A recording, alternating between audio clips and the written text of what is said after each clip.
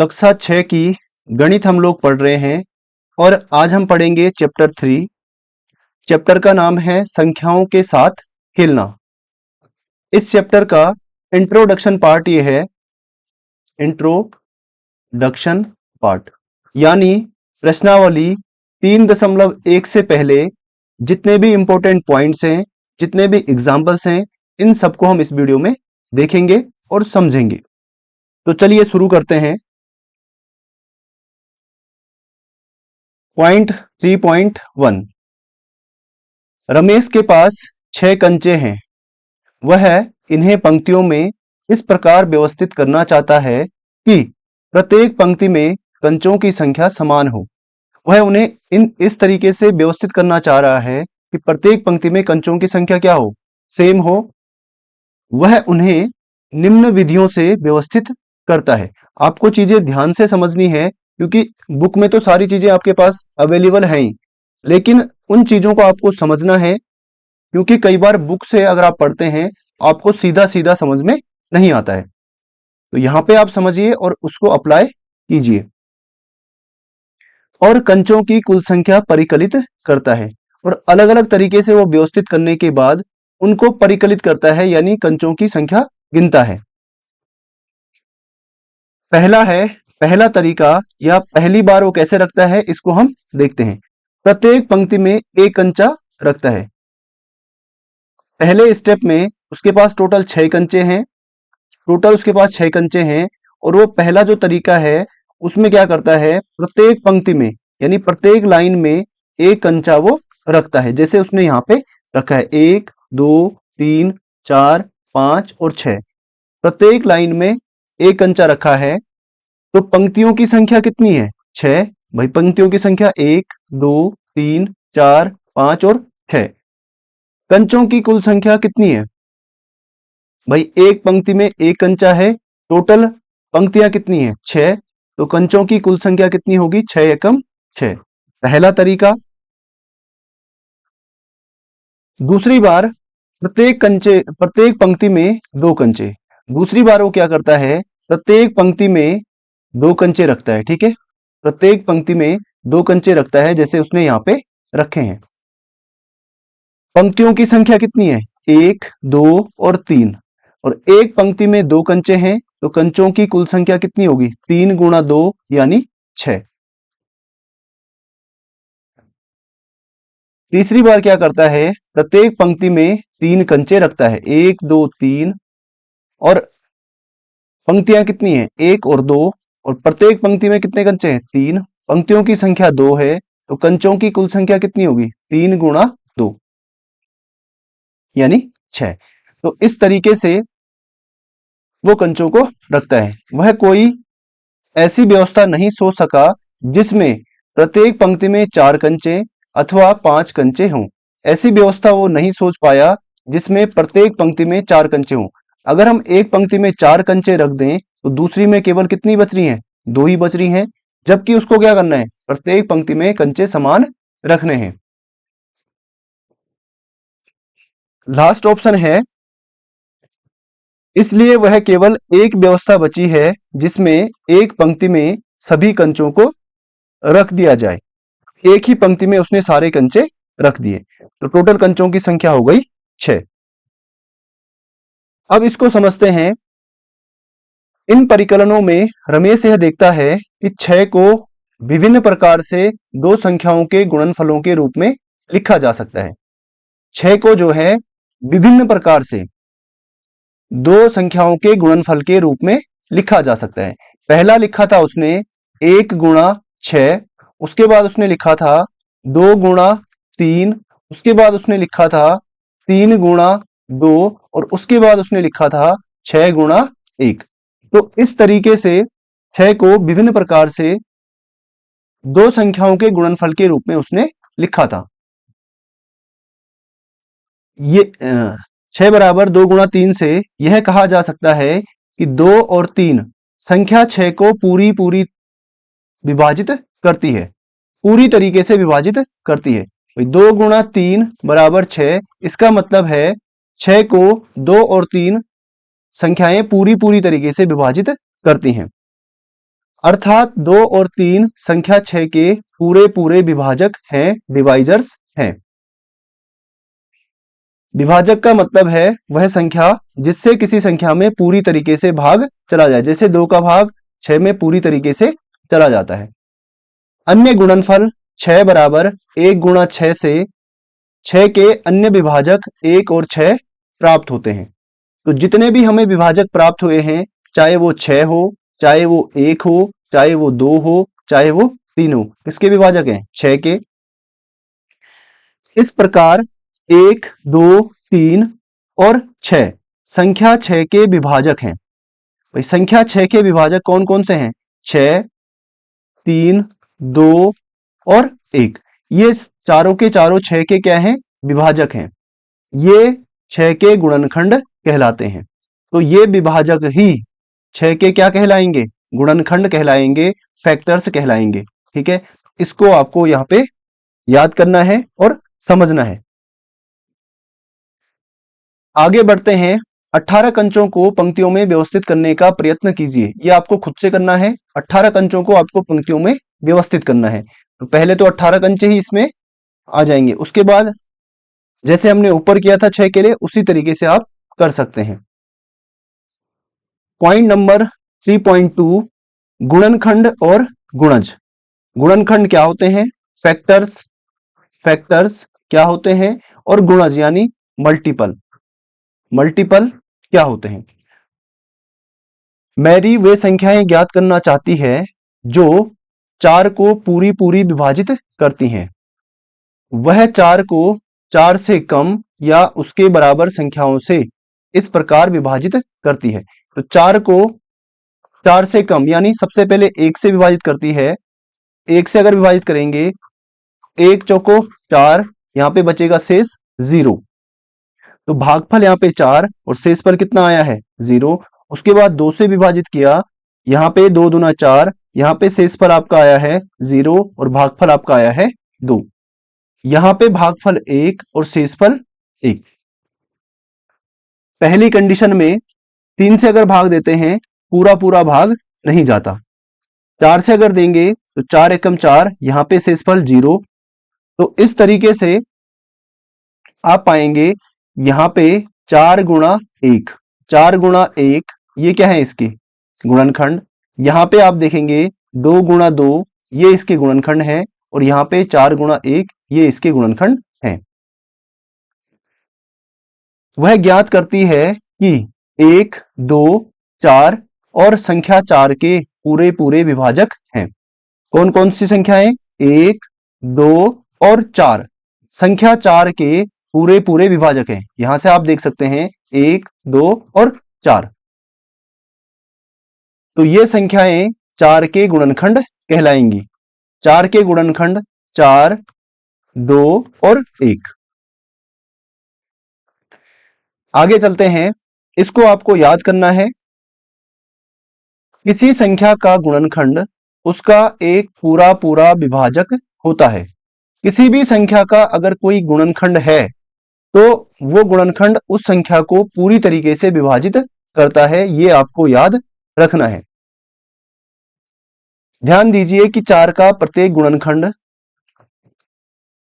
4 से कम या उसके बराबर है। ये भी आपको याद करना है कि 4 का प्रत्येक गुणनखंड 4 से कम या उसके बराबर है। ये खेल है, ये आपको खुद से खेलना है। इसको आप खुद से देख लेना। आगे चलते हैं। जब हम 20 बराबर 4 गुणा 5 लिखते हैं तो हम कहते हैं कि 4 और 5 संख्या 20 के गुणनखंड हैं। 4 और 5 संख्या 20 के गुणनखंड हैं। हम यह भी कहते हैं कि 20 संख्या 4 और 5 का गुणज है। 20 क्या है? 4 और 5 का गुणज है 20। यानी 20 में 4 और 5 का पूरा पूरा भाग चला जाता है। तो उल्टा भी कहते हैं। 4 और 5 संख्या 20 के गुणनखंड है, और यह भी कहते हैं कि 20 संख्या 4 और 5 का गुणज यानी मल्टीपल है। निरूपण। 24 बराबर 2 गुणा 12 यह दर्शाता है कि 2 और 12 24 के गुणनखंड है।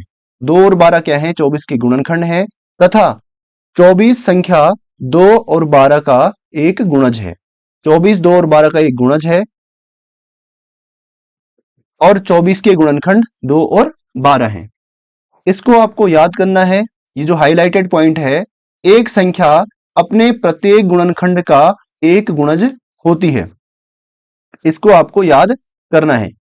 कोई भी संख्या है वो अपने प्रत्येक गुणनखंड का एक गुणज होती है।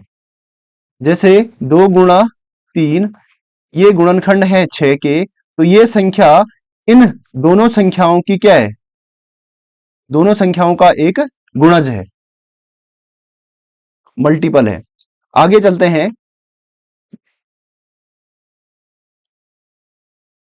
इसको सीधा यहीं से समझते हैं, इसको हम छोड़ लेते हैं, इसको आप खुद से समझ लेना। यहाँ पे 3 यूनिट की एक पट्टी ली है, ठीक है, 3 यूनिट की एक पट्टी। इस पट्टी की यूनिट कितनी है? 3। इसको इस तरीके से अरेंज किया है, एक पंक्ति में एक पट्टी रखी है, उसके बाद 2, फिर 3, फिर 4, फिर 5। इस तरीके से इसको अरेंज किया है। तो 3 एकम 3, 3 दूना 6, 3 तिया 9, 3 चौको 12 और 3 पंजे 15। 3 की टेबल यहाँ पे प्राप्त होती है, तो इसको आप देख लेना।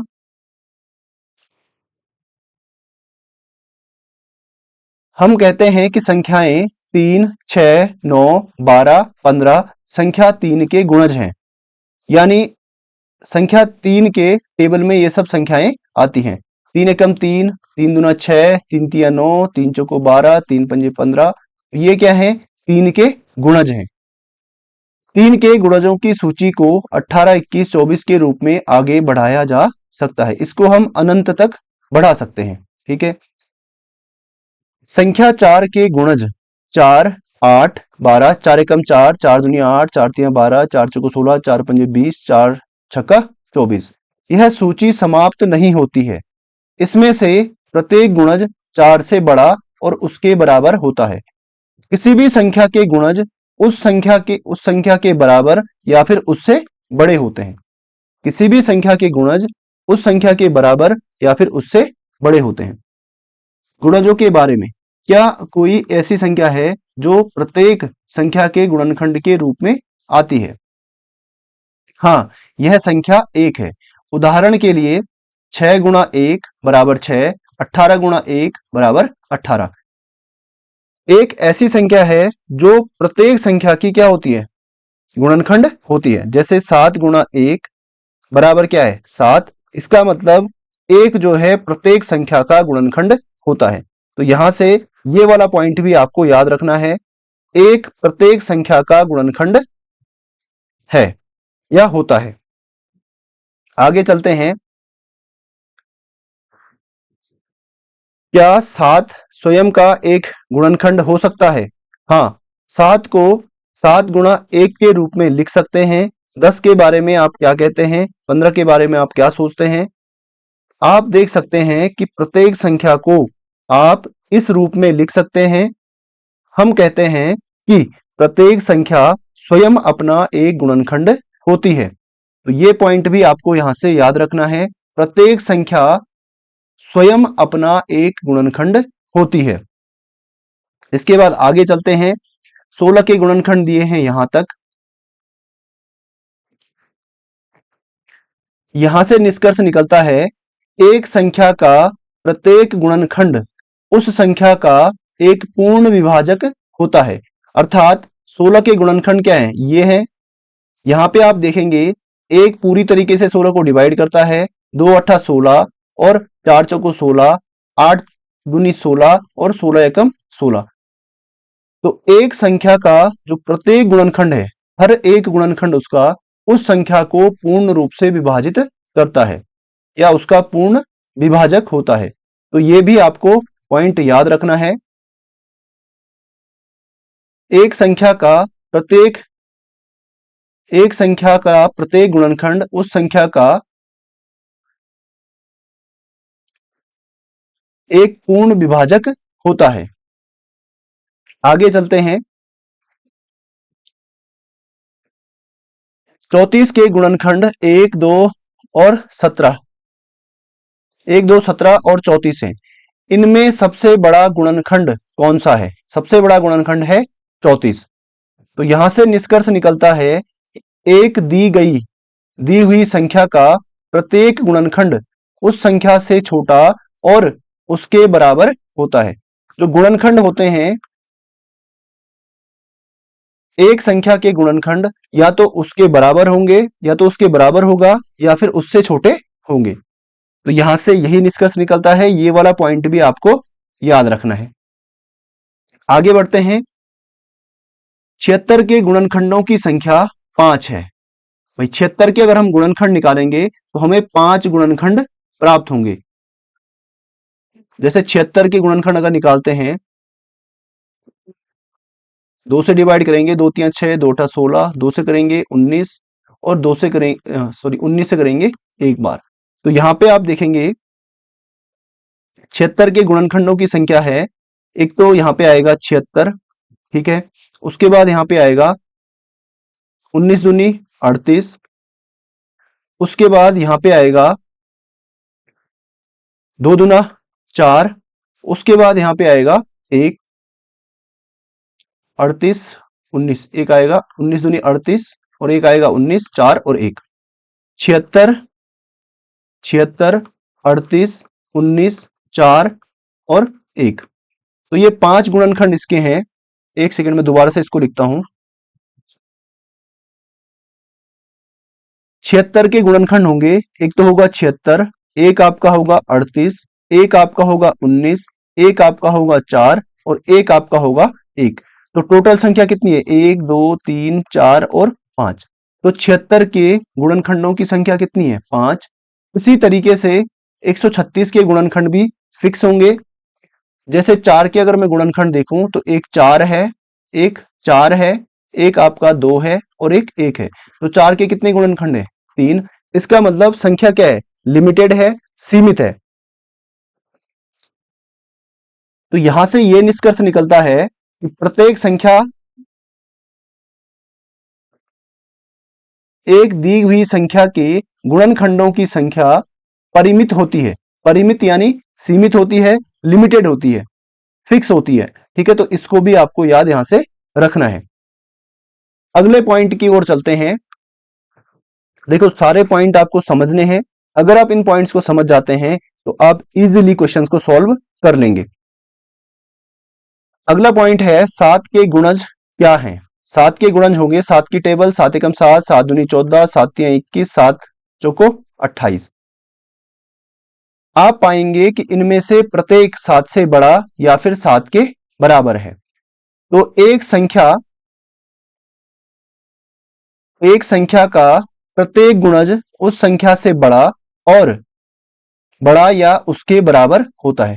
भाई किसी भी संख्या का जो गुणज है वो या तो उस संख्या के बराबर होगा या फिर उससे बड़ा होगा। गुणनखंड में उल्टा है। गुणनखंड में क्या होता है? किसी भी संख्या के गुणनखंड या तो उस संख्या के बराबर होगा या फिर उससे छोटे होंगे। आगे बढ़ते हैं। 5 के गुणज लिखिए। 5 के गुणज हम लिखते हैं 5 दूनी 10, 5 तियां 15, 5 चौको 20। इसी तरीके से ये आगे अनंत तक बढ़ते रहेंगे। क्या आप सोचते हैं कि यह सूची कहीं समाप्त होगी? नहीं, यह सूची समाप्त न होने वाली है।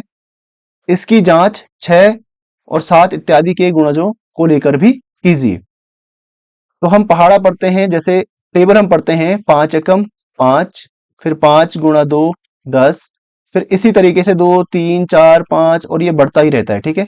अनंत तक आप इसको बढ़ा सकते हैं। तो इससे ये निष्कर्ष निकलता है कि एक दी हुई संख्या के गुणजों की संख्या अपरिमित है या इनफाइनाइट है, ठीक है। तो गुणजों की संख्या क्या है? अनंत है, इनफाइनाइट है, अनिश्चित है। आगे चलते हैं। 8वां पॉइंट, क्या 7 स्वयं का एक गुणज है? हाँ, क्योंकि 7 गुणा 1 बराबर क्या होता है? 7। क्या यह अन्य संख्याओं के लिए भी सत्य है? तो ये अन्य संख्याओं के लिए भी सत्य है। 3 एकम 3 बराबर 3 और 12 एकम 12 बराबर 12। प्रत्येक संख्या स्वयं का एक गुणज होती है। ये ऊपर भी आया था। लास्ट पॉइंट हम देख लेते हैं। 6 के सभी गुणनखंड 1, 2, 3 और 6 हैं। साथ ही इन गुणनखंडों को अगर हम जोड़ते हैं 1, 2, 2 और 1 3, 2 और 1 3 और 3 6 और 6 12, हमें 12 प्राप्त होता है। हम प्राप्त करते हैं 6 के सभी गुणनखंडों का योग। 6 के जो जितने भी गुणनखंड हैं इनका योग कितना मिला? 12। ये किसका? 6 का दुगुना है। 28 के सभी गुणनखंड 1, 2, 4, 7, 14 और 28, इन्हें जोड़ने पर हम प्राप्त करते हैं कि 1 और 2 3 और 4 7 और 7 14, 14 28 और 28 56। तो यहाँ पे भी ये 28 का क्या है? डबल है। तो यहां से निष्कर्ष निकलता है वह संख्या जिसके सभी गुणनखंडों का योग उस संख्या का दुगुना हो एक संपूर्ण संख्या कहलाती है। 6 और 28 संपूर्ण संख्याएं हैं। इसको हम थोड़ा सा समझ लेते हैं। भाई 6 था, 6 के गुणनखंड हमने लिखे 6, 3, 2 और 1। इन गुणनखंडों का योग 6, 3, 2 और 1। 3 और 3 6 और 6 12, योग कितना आया? 12, जो कि 6 का क्या है? डबल है। तो जहां पे किसी संख्या के गुणनखंडों का योग उस संख्या से दुगुना हो तो वे संख्याएं क्या कहलाती हैं? संपूर्ण संख्याएं कहलाती है। तो इसको आपको याद रखना है। परफेक्ट नंबर इसको इंग्लिश में कहते हैं। इंग्लिश में भी चीजें आपको याद रखनी है। तो पहला एग्जाम्पल हम देखते हैं। पहला एग्जाम्पल है उदाहरण 1, 68 के सभी गुणनखंडों को लिखिए। हम देखते हैं गुणनखंड हम निकालेंगे एक एक करके। जैसे पहले हम 1 का भाग देंगे, साइड में आप भाग दे सकते हैं। 1 का भाग देंगे 68 में, एक कितनी बार जाएगा? 68 बार। तो 68 एकम 68। उसके बाद 2 का भाग देंगे 68 में, तो 2 तिया 6 और यहां आपका आएगा 8, 2 चौको 8। तो दूसरी बार आपका आएगा 2 गुणा 34। उसके बाद भाग देंगे 3 से, 3 से इसमें भाग जाता नहीं है। फिर 4 का देंगे, फिर 5 का। इसी तरीके से हम आगे बढ़ाते रहेंगे। ठीक है।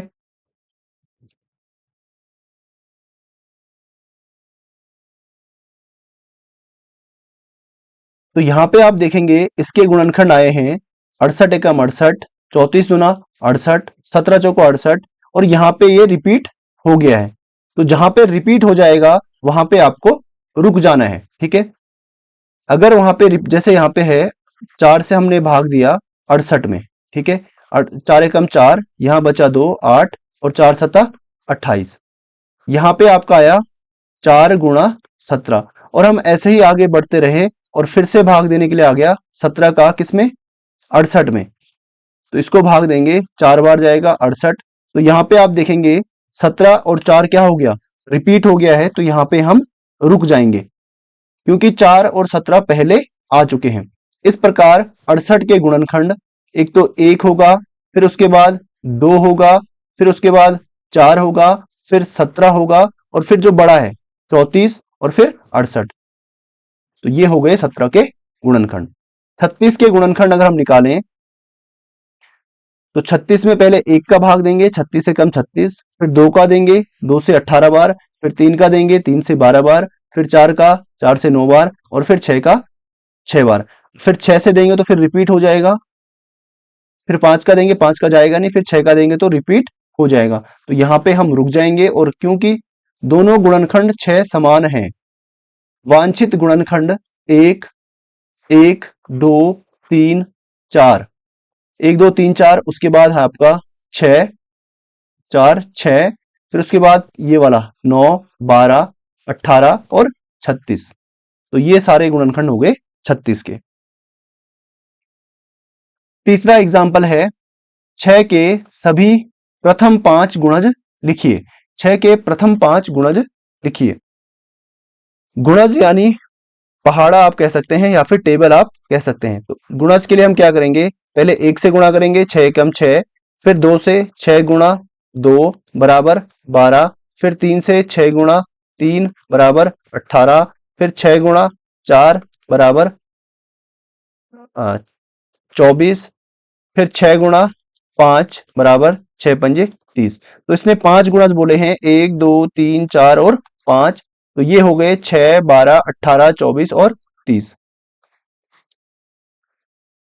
तो इस चैप्टर का जो इंट्रोडक्शन पार्ट था, जो परिचय वाला जो भाग है, वो हमारा कंप्लीट हो गया है। अगले दिन हम करेंगे प्रश्नावली 3.1। वीडियो को लाइक और शेयर जरूर करना। मिलते हैं आपसे नेक्स्ट वीडियो में। Signing out.